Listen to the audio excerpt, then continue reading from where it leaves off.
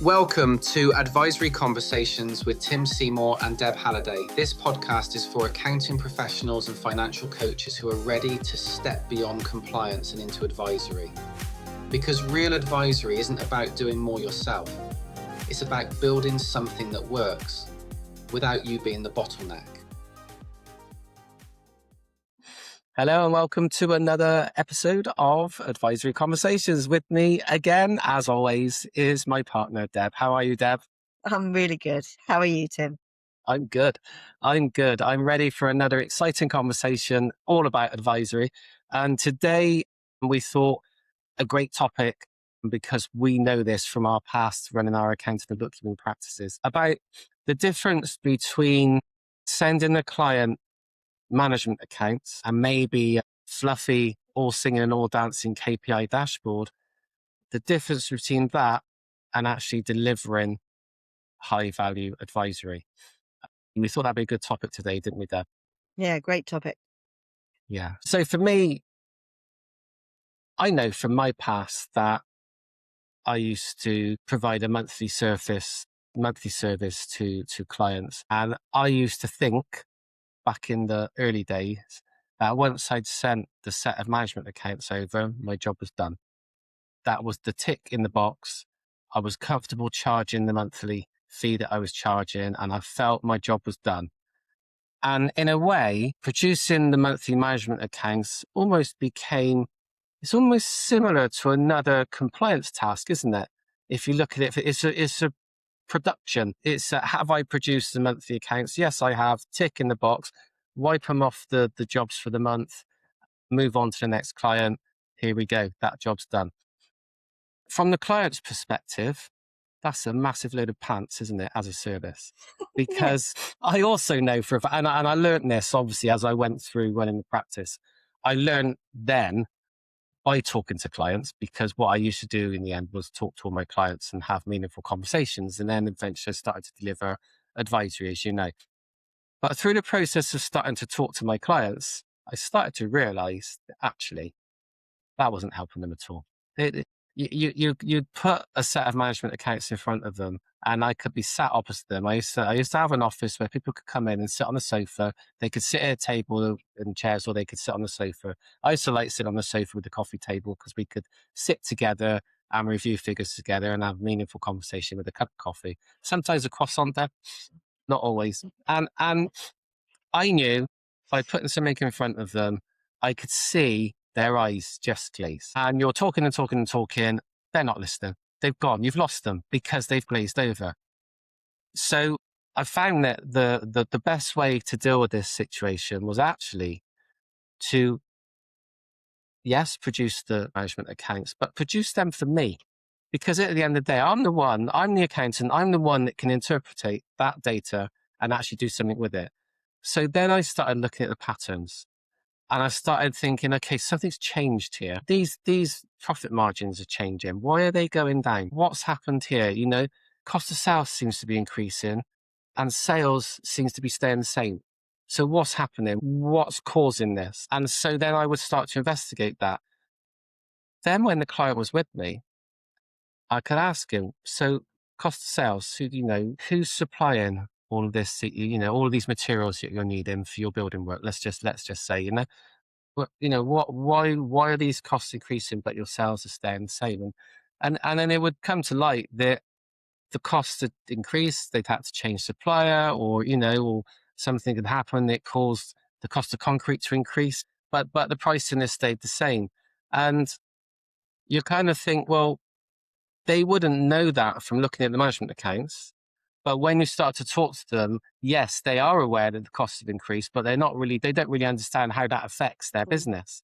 And actually it means they need to either consider a different supplier, or they need to consider increasing their prices. Mm-hmm. And so the next contract they quote for, they need to take into account the actual increased costs as opposed to the costs they probably had in mind before.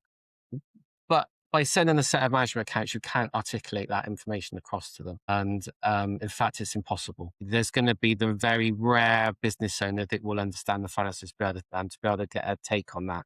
The majority will not. And so for me, management accounts, even a fluffy KPI dashboard, don't really benefit the client.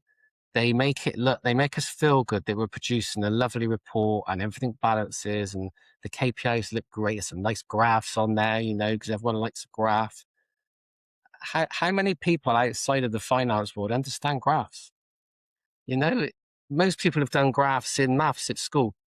How many years ago, to understand what they're looking at. And we think because it's visual, it's going to be easy, but that doesn't necessarily help either. Not all the time, unless you're going to help them understand it and interpret the data that you're putting in front of them. It's meaningless. So for me, having your client come in, sitting next to them in person for me is always the best, and it always was the best. But of course, now over Zoom is just as good because we can have those conversations. You can look them in the eye, and you can see whether they're taking on board the information you're giving them and whether they're understanding the guidance that you're suggesting they may take to move forward after the end of the session. Does that kind of all make sense to you, Deb, how I've said that? Yeah, completely. And it takes me back actually, because you're right. I mean, management accounts is really a nice upsell, isn't it, for accountants and bookkeepers? And it was kind of like the top tier, wasn't it? It was always included in the top packages, the management accounts, because it's relatively easy for us to do on software to check. We used to do 3 levels. So we used to do the base, the lower level was just receive the report on a monthly basis. Then we used to receive a report and a Loom video with a short explanation of what they're looking at. And then we used to do the half an hour meeting to go through it in person. So if they've got any questions, they can ask questions. But that quickly evolved because I could see that they were just glazing over or they hadn't been opened. And I thought, well, either you're in danger of losing that upsell, which nobody wants to do. Nobody wants to reduce their prices and stop a service. But the bigger question is, why are they not opening these reports, or why they're not using the information? So in conversations, we just realised they were glazing over. Yeah. Right. Sometimes the client, you put a spreadsheet in front of them and they glaze over. Sometimes a client will say, "Oh, you'll be really proud of me. Look at this spreadsheet I've created." And they've spent all their time creating a spreadsheet.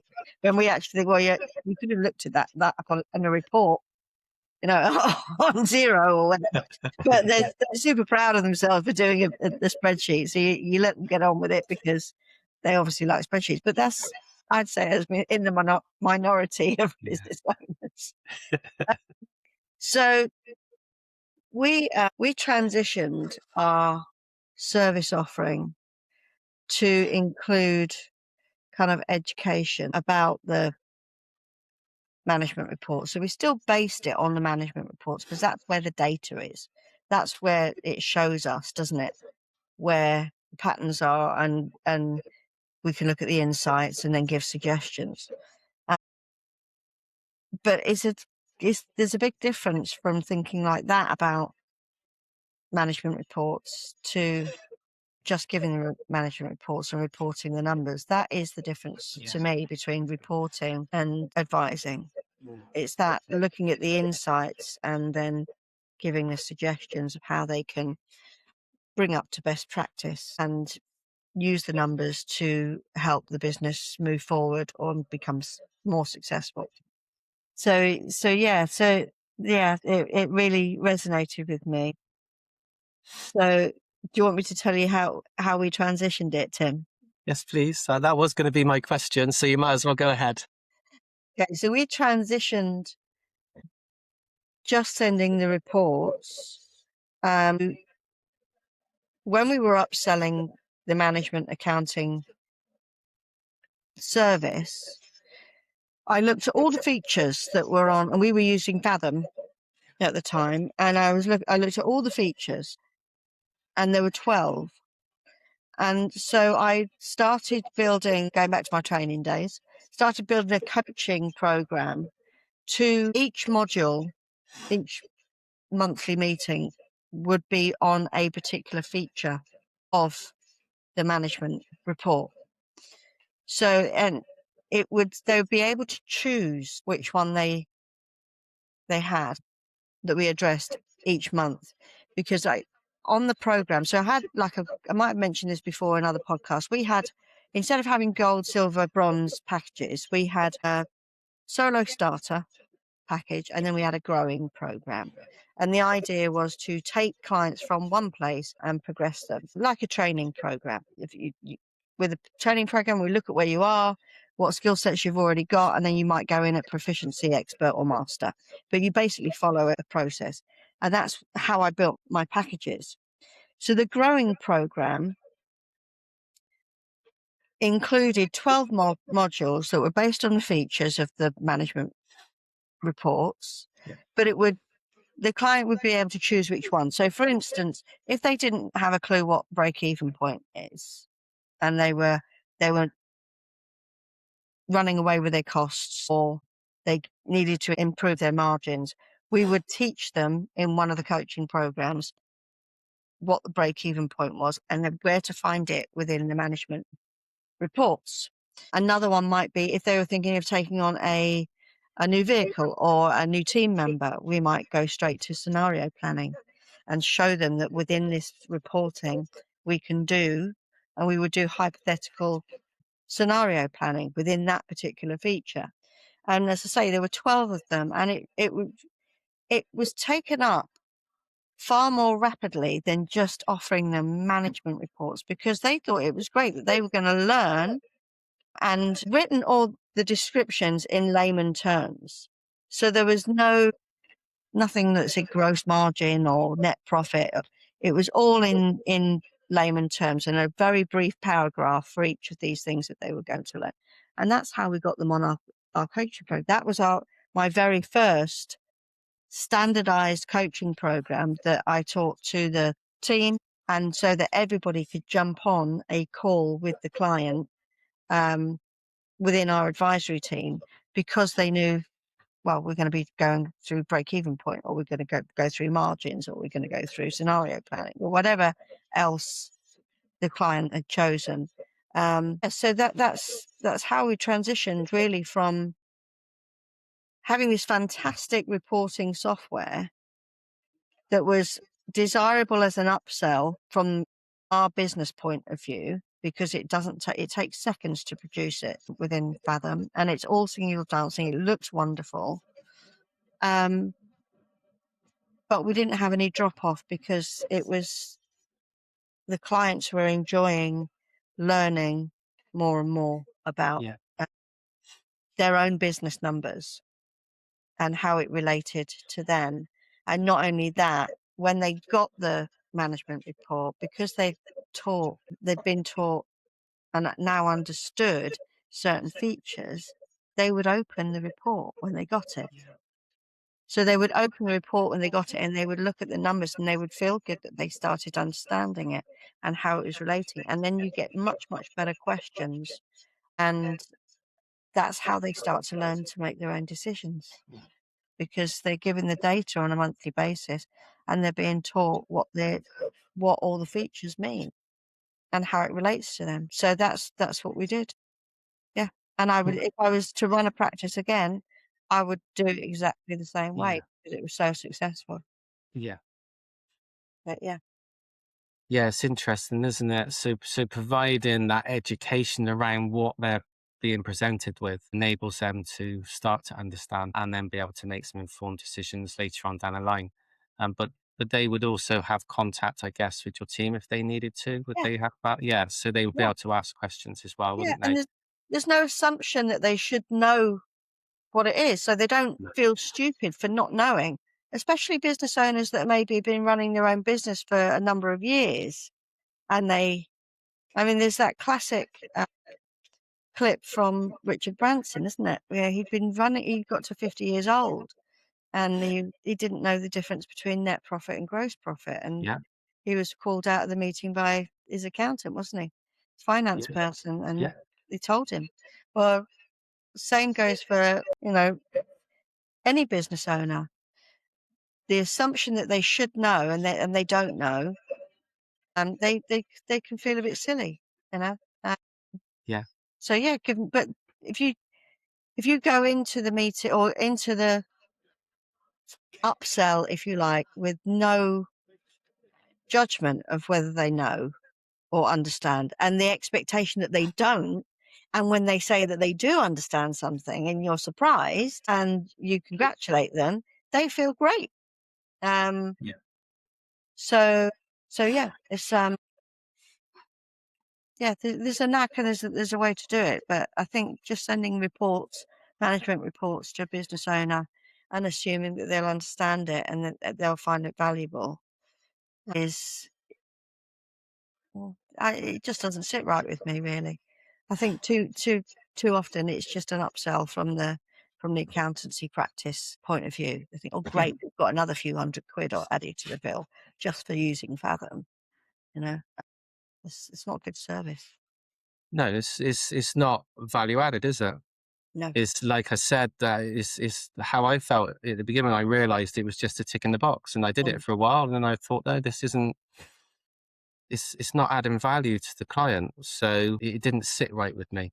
I felt uncomfortable, so that's why I started to do something about it. And you know, the Richard Branson situation is really interesting, isn't it? Because he's so highly successful, but it also goes to show he would have made all of his decisions based on what was in the bank at the time. Mhm. So it's bank balance based decisions, isn't it?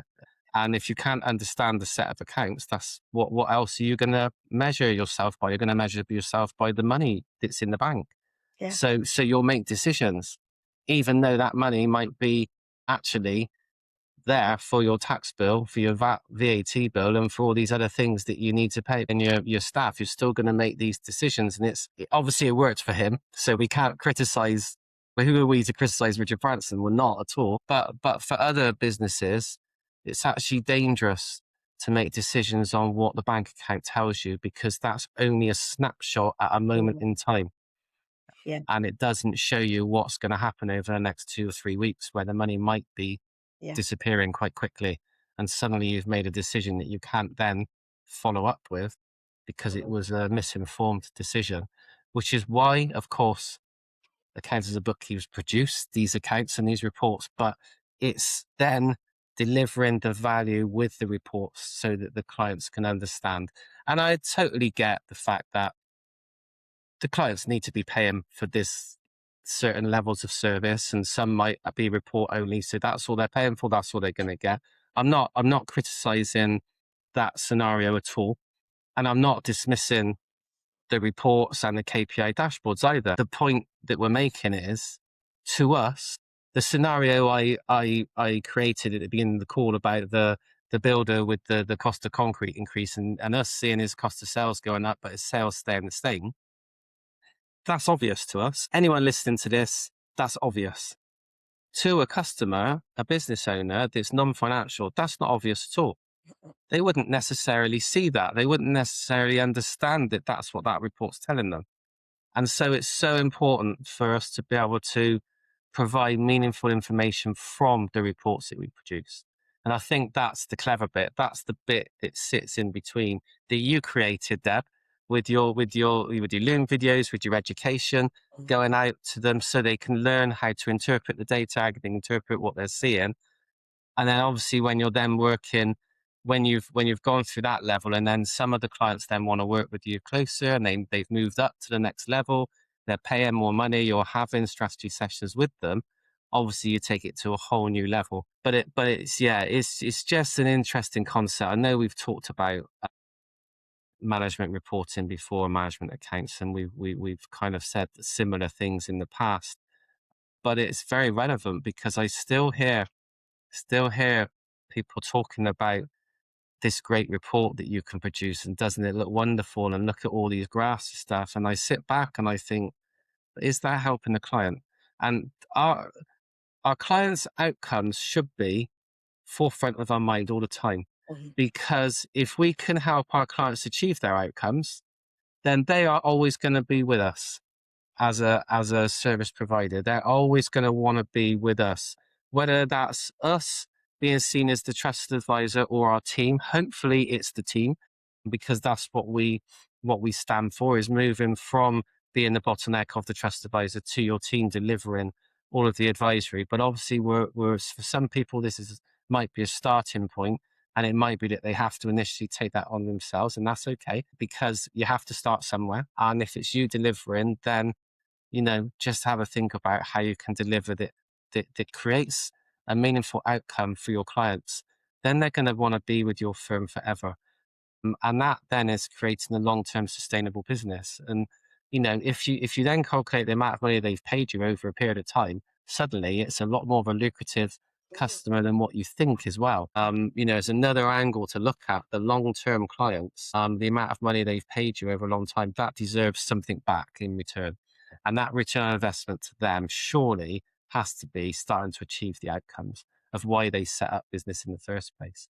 So that's how I feel about it. I am a bit passionate about it, actually. It kind of comes out when I say it like that, because I saw the light myself.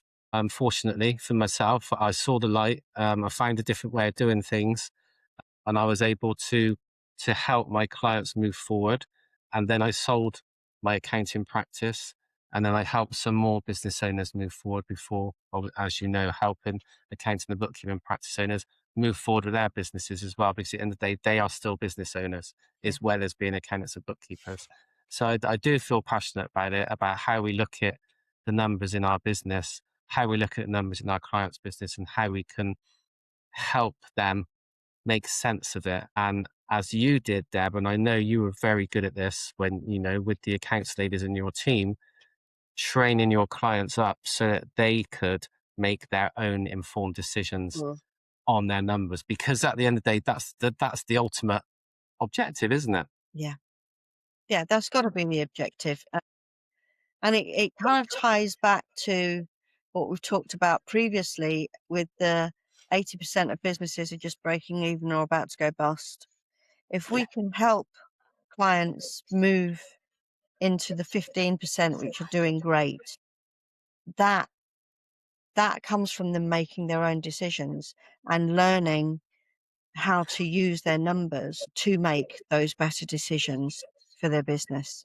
So, and also it goes back to the evolution of the business owner and the accountant journey that we've spoken about before, because it's the clients that's a startup and just want their tax returns being completed and look for the lowest price, then the frustration sets in and they want more support. Well, surely that more support is the next level up that we want to be helping them, because we keep them then right up until they take it in-house, if they ever do. And that's got to start with the education of understanding the data that comes from management reports to be able to make their own decisions and to become more and more self-fulfilling and successful, really. Because you don't want them always to be reliant on you to answer questions for them to be able to make decisions, or your team. The ultimate purpose really should be for them to look at be able to have the data to hand and make their own decisions. Yeah, definitely. I think it's really important. But yeah, brilliant. Thanks, Deb. So again, we have these conversations a lot. We have these on our podcasts here. If you want to find out more information about us and what we do and the other things that we offer through our training company, APX Training, head to the website apxtraining.co.uk. You'll be able to get access to our book that we co-wrote called Advisory Teams. You can download that on a free PDF, or you can even go and you can go and listen to the audiobook. I'm not sure how you watch an audiobook, but you can listen to the audiobook as well, which has been live now for a few weeks. So you've got access to that. It'll give you a few ideas about what we're about, what we're doing, and the problems we're looking to solve within the accounting industry and the future of the accounting industry. And if you want to come along and just join us on some of our calls and our free sessions that we offer, we run free sessions every Tuesday at 9 o'clock in the morning, UK time. You just have to head to Facebook, look for Advisory Teams. You'll see us, answer a couple of questions. We'll let you in the group, and you'll get the links then to join us on our croissants and coffee sessions every Tuesday at 9 o'clock. We look forward to seeing them there, won't we, Deb? We do. Yeah. Okay, excellent. Thanks for joining me again, Deb, and we'll see you all very soon. Thanks for listening to Advisory Conversations with Tim Seymour and Deb Halliday. If you found this useful, make sure you're subscribed so you don't miss the next episode. We'll see you next time.